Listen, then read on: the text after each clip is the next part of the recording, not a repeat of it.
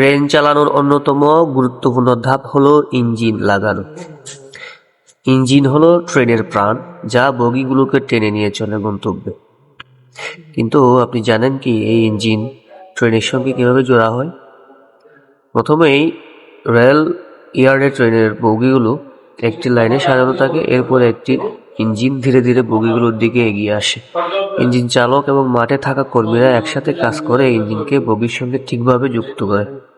এটি সাধারণত বাপার ও coupling system দিয়ে করা হয়। কাপলিং একটি লোহার যন্ত্র যা ইঞ্জিন ও বগিকে মজবুতভাবে আটক রাখে।